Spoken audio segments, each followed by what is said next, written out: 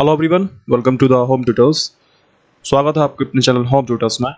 तो मैं देवेंद्र सिंह आज आपके लिए लेकर आया हूँ यूपी जीके का पार्ट 2। तो जितने भी विद्यार्थी यूपी यानी स्टेट की जो तैयारी कर रहे हैं तो उनको पहले तो ये बात पता होनी चाहिए कि यूपी वाले जो एग्ज़ाम है उनमें यूपी जीके का कितना वेटेज रहता है। ठीक है, तो सबसे ज़्यादा जीके में जो वेटेज रहता है यूपी जीके का ही रहता है। ठीक है, तो ये जो वीडियो है ये पार्ट 2 में है, यानी दूसरा पार्ट है। और टोटल जो सीरीज है ये 600 से लेके 650 क्वेश्चन के आसपास की सीरीज चलेगी। ठीक है, यूपी जी के क्वेश्चंस की। तो ये दूसरा पार्ट है, इसमें 25 क्वेश्चन है। ठीक है, तो चलते हैं वीडियो की तरफ। एक बात और, अगर आपने चैनल सब्सक्राइब अभी तक नहीं किया है तो चैनल को सब्सक्राइब जरूर करें और साथ ही साथ बेल आइकन जरूर प्रेस करें और अपने दोस्तों के साथ शेयर भी करें। चलते हैं क्वेश्चंस की तरफ।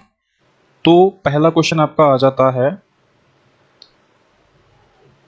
क्वेश्चन नंबर पहला है आपका कि मल्ल महाजनपद जो है उत्तर प्रदेश में वो किस जनपद में है। यानी ये जो एक महाजनपद है मल्ल महाजनपद उत्तर प्रदेश के किस जनपद में स्थित था। ठीक है, तो सबसे पहले तो ये पता होना चाहिए कि टोटल महाजनपद कितने हैं। तो टोटल जो महाजनपद हैं आपके वो हैं 16, उनमें से मल्ल एक है। ठीक है, अब मल्ल महाजनपद उत्तर प्रदेश में कहाँ पर है, तो ये है आपका कुशीनगर में। कहाँ पर है? कुशीनगर में, यानी ऑप्शन नंबर सी आपका राइट आंसर है। कुशीनगर में आपका मल्ल महाजनपद है उत्तर प्रदेश में। ठीक है, था मतलब। और क्वेश्चन नंबर 2 पर चलते हैं अब। अटाला मस्जिद कहाँ अवस्थित है? अटाला मस्जिद कहाँ अवस्थित है? ऑप्शन आपके सामने है, दिल्ली में, आगरा, हैदराबाद या फिर जौनपुर। अब देखो, अटाला मस्जिद जो है वो यूपी के जौनपुर शहर में स्थित है, यानी ऑप्शन नंबर डी आपका राइट आंसर हो गया। जौनपुर में स्थित है। अब इसे किसने बनवाया था? इसे इब्राहिम शाह ने बनवाया था। किसने बनवाया था? इब्राहिम शाह ने बनवाया था। ये एक सरकी राजवंश से संबंधित था, सरकी राजवंश से संबंधित था और इसने 1408 में बनवाया था। कब बनवाया था? 1408 में। ठीक है, ऑप्शन नंबर डी आपका राइट आंसर हो गया। अटाला मस्जिद जौनपुर में है। ठीक है, नेक्स्ट क्वेश्चन है आपका कि 1857 की क्रांति के दौरान किसे कानपुर का पेशवा घोषित कर दिया गया था 1857 की क्रांति के दौरान। तो ऑप्शन आपके सामने हैं, लक्ष्मीबाई, लियाकत अली, तात्या टोपे या फिर नाना साहेब। ठीक है, तो कानपुर का जो पेशवा बनाया गया था वो नाना साहब को बनाया गया था, यानी ऑप्शन नंबर डी आपका राइट आंसर है। और बाद में इन्होंने ही 1857 की क्रांति का नेतृत्व किया था कानपुर से। कहाँ से? कानपुर से। 1857 की क्रांति का नेतृत्व कानपुर से नाना साहब ने किया था। ठीक है, तो ऑप्शन नंबर डी आपका राइट आंसर हो गया है। नेक्स्ट क्वेश्चन पर चलते हैं अब। क्वेश्चन नंबर 4 है आपका, अलीगढ़ मुस्लिम एंग्लो ओरिएंटल कॉलेज की स्थापना कब हुई? यानी जिसे वर्तमान में हम अलीगढ़ मुस्लिम विश्वविद्यालय के नाम से जानते हैं, उसकी स्थापना कब हुई थी? ठीक है, तो इसकी स्थापना हुई थी 1875 में, यानी ऑप्शन नंबर सी आपका राइट आंसर हो गया। तो 1875 में सर सैयद अहमद खान ने एक स्कूल की स्थापना करी थी। ठीक है, जिसका बाद में नाम अलीगढ़ मुस्लिम विश्वविद्यालय पड़ गया। ठीक है, 1920 में 1920 में इसी का नाम अलीगढ़ मुस्लिम विश्वविद्यालय पड़ गया, जो कि बाद में 1921 में इसी कॉलेज को ही केंद्रीय विश्वविद्यालय का दर्जा प्राप्त हो गया। ठीक है, तो 1875 में अलीगढ़ मुस्लिम एंग्लो ओरिएंटल कॉलेज की स्थापना हुई थी। ऑप्शन नंबर सी आपका यहाँ से सही हो जाता है। ठीक है, नेक्स्ट क्वेश्चन आ जाता है आपका कि भारतीय राष्ट्रीय कांग्रेस के स्वतंत्रता प्राप्ति तक इलाहाबाद में कितने अधिवेशन हुए हैं? ठीक है, तो 1947 से पहले जितने भी इलाहाबाद में अधिवेशन हुए हैं कांग्रेस के, वो आपको बताने हैं कि कितने हुए हैं। तो अभी तक मतलब तब तक 1947 तक इलाहाबाद में सिर्फ 3 ही अधिवेशन हुए थे। भारतीय राष्ट्रीय कांग्रेस के 3 अधिवेशन हुए थे। अब कौन कौन से और कब कब हुए थे? एक हुआ था आपका 1888 में। ठीक है, पहला अधिवेशन हुआ था इलाहाबाद में। दूसरा हुआ था आपका 1892 में और तीसरा हुआ था 1910 में, 1910 में। तो ये 3 अधिवेशन हुए थे इलाहाबाद में भारतीय राष्ट्रीय कांग्रेस के। ठीक है, भारतीय राष्ट्रीय कांग्रेस के 3 हो गए। ऑप्शन नंबर बी आपका राइट आंसर हो गया। अभी इसके बारे में और जानकारी होनी चाहिए कि भारतीय राष्ट्रीय कांग्रेस की स्थापना किसने करी थी, तो वो करी थी ए ओ ह्यूम ने। ए ओ ह्यूम ने। और कब की थी, ये की थी आपकी 1875 में, ठीक है, 1875 में करी थी। अब इसके पहले अध्यक्ष कौन थे, भारतीय राष्ट्रीय कांग्रेस के पहले अध्यक्ष कौन थे, ये भी क्वेश्चन बहुत बार पूछा गया है। तो वो थे आपके डब्ल्यू.सी. बनर्जी, यानी व्योमेश चंद्र बनर्जी, व्योमेश चंद्र बनर्जी। तो ये पहले अध्यक्ष थे भारतीय राष्ट्रीय कांग्रेस के, ठीक है। 1875 में स्थापना हुई थी, इलाहाबाद में इसके 3 अधिवेशन हुए थे। इसकी स्थापना करी थी ए ओ ह्यूम ने, ठीक है, क्लियर है। अगला क्वेश्चन आ जाता है आपका कि महात्मा बुद्ध ने अपना पहला उपदेश कहाँ दिया था। Very very important question. Mahatma Buddha ने अपना पहले उपदेश कहाँ दिया था, ऑप्शन है लुम्बिनी में, सारनाथ में, पाटलिपुत्र में या फिर वैशाली में। तो महात्मा बुद्ध ने अपना पहला जो उपदेश दिया था वो सारनाथ में दिया था, यानी ऑप्शन नंबर बी आपका राइट आंसर हो जाता है। सारनाथ में महात्मा बुद्ध ने अपना पहला उपदेश दिया था। अब इस उपदेश का दूसरा नाम भी है, यानी दूसरे नाम से भी जाना जाता है, वो क्या है, इसे हम धर्म चक्र परिवर्तन के नाम से भी जानते हैं। धर्म चक्र परिवर्तन, ठीक है, ये इसका दूसरा नाम है। कहाँ दिया था, सारनाथ में, यानी ऑप्शन नंबर बी आपका राइट आंसर हो गया। अब देखो इससे रिलेटेड एक और क्वेश्चन बनता है आपका कि आपको 4 ऑप्शन दे दिए जाएंगे, यानी 4 स्थानों के नाम दे दिए जाएंगे। तो क्वेश्चन पूछा जाएगा कि निम्नलिखित में से बौद्ध से संबंधित स्थान कौन सा है, ठीक है। तो उनसे संबंधित 4 ऐसे स्थान हैं जो कि आपको याद करने हैं। कौन कौन से हैं वो मैं लिख देता हूँ, ठीक है, देखिए। एक हो गया आपका सारनाथ, सारनाथ हो गया। दूसरा हो गया लुम्बिनी, ये चारों स्थान आपको याद रखने हैं, लुम्बिनी। तीसरा हो गया बोध गया, बोध गया। और चौथा हो गया आपका कुशीनगर। तो ये चारों स्थान आपको याद रखने हैं, ठीक है, कभी भी पूछे जा सकते हैं एग्जाम में। तो बी ऑप्शन आपका यहाँ से राइट हो गया। सारनाथ में महात्मा बुद्ध ने अपना पहला उपदेश दिया था। चलते हैं अगले क्वेश्चन पर।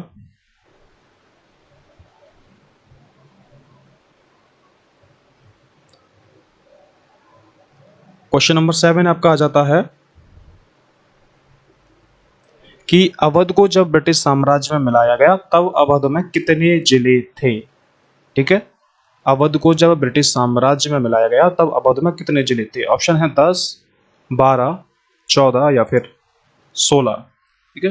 अब हुआ क्या था कि 1856 में ब्रिटिश गवर्नर जनरल डलहौजी,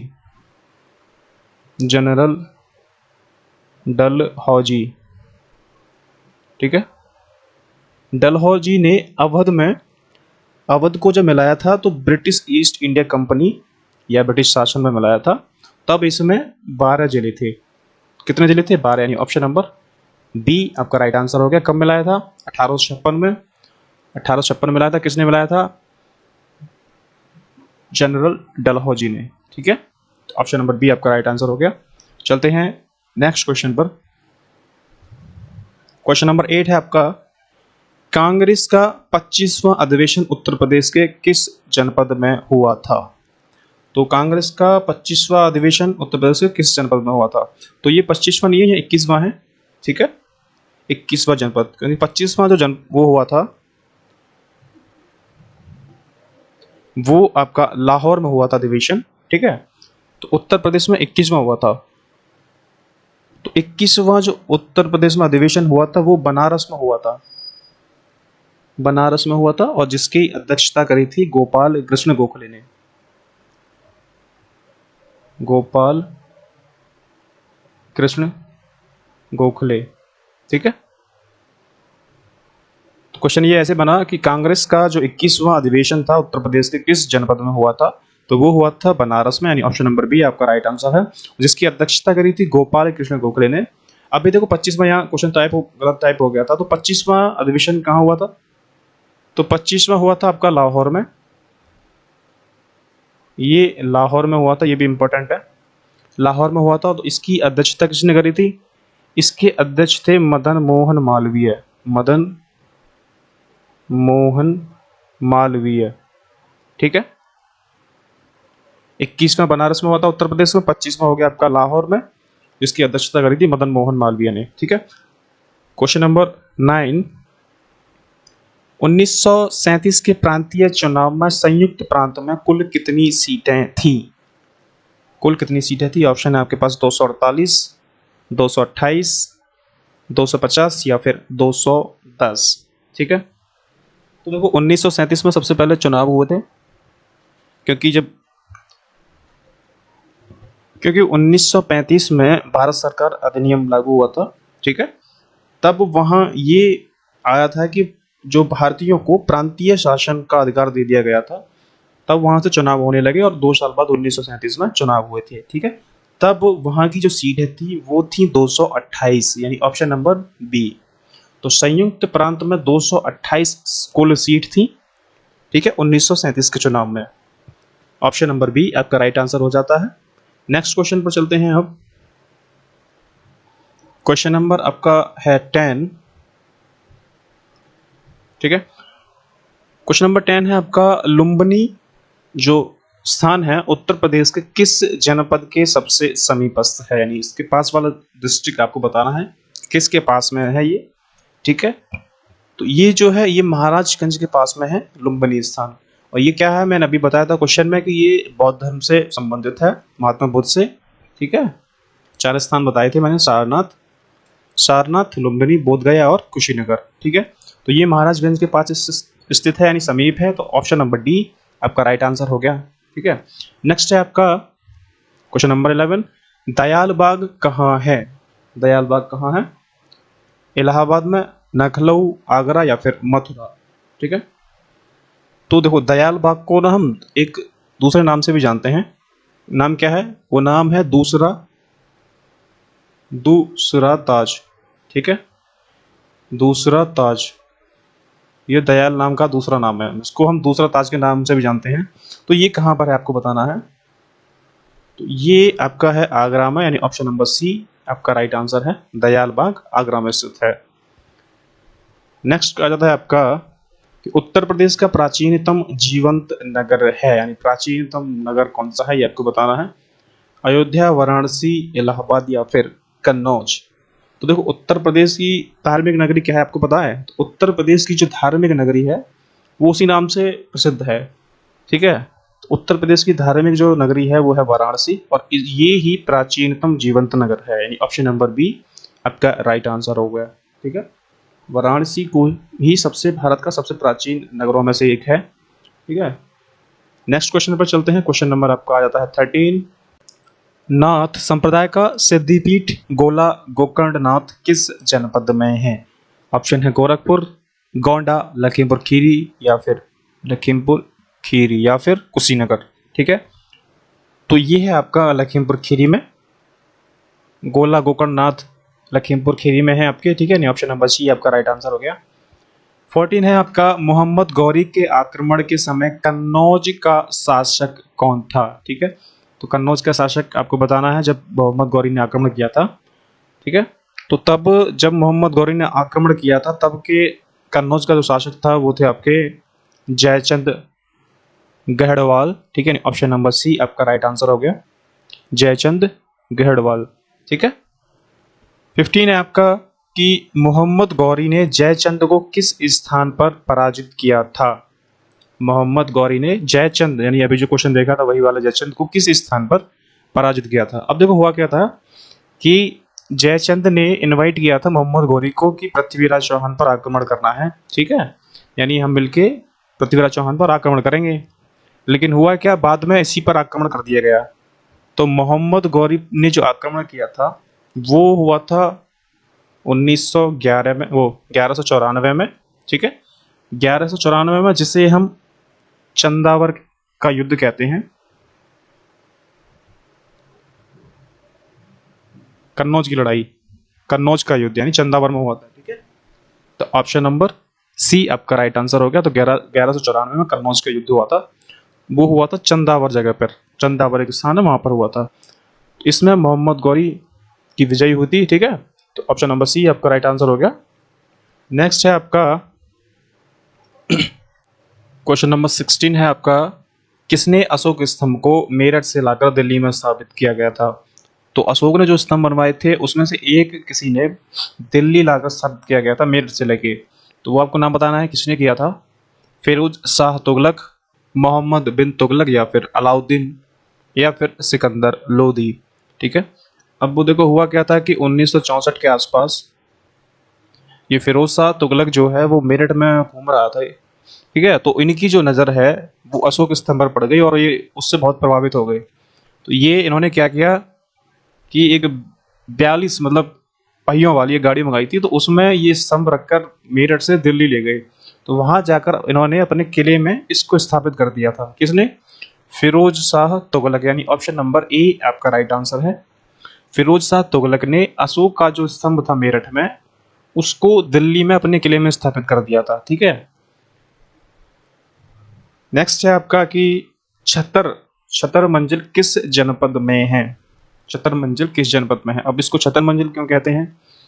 क्योंकि इसकी जो ऊपरी मंजिल है वो छतरी नुमा एक गुम्बद की तरह है, इसीलिए इसको छतर मंजिल कहते हैं। ये क्वेश्चन बन जाता है कि छतर मंजिल किस जनपद में है, तो ये है आपकी लखनऊ में।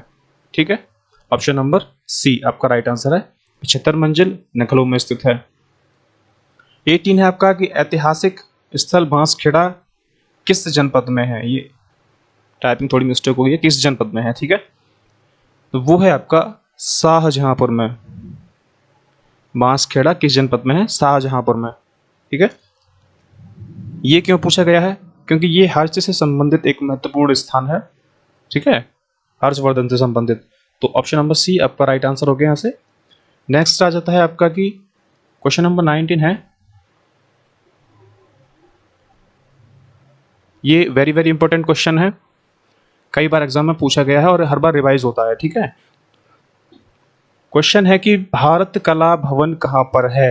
भारत कला भवन कहाँ पर है? ठीक है, ऑप्शन है लखनऊ, वाराणसी, पटना, या फिर कन्नौज। ठीक है, तो भारत कला भवन है आपका वाराणसी में।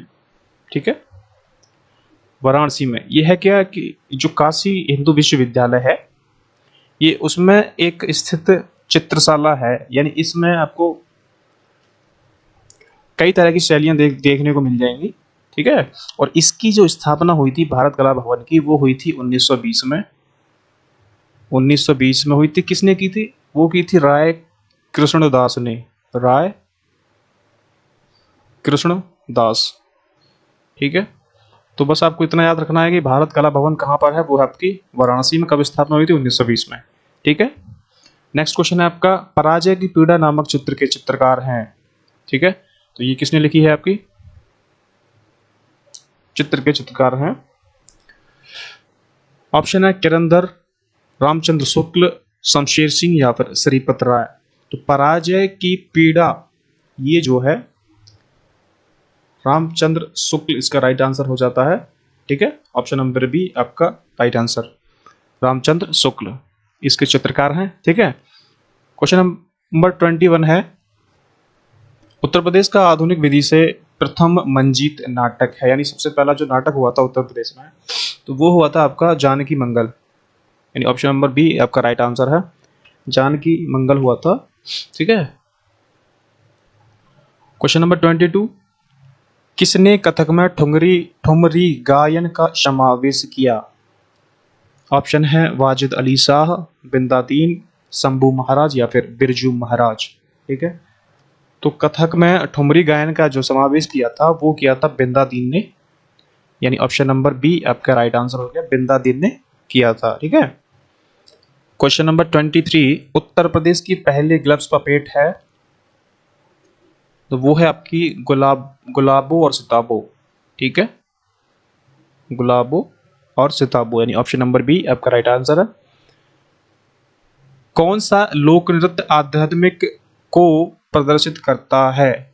कौन सा लोक नृत्य आध्यात्मिक को प्रदर्शित करता है? तो वो है आपका छपेली नृत्य।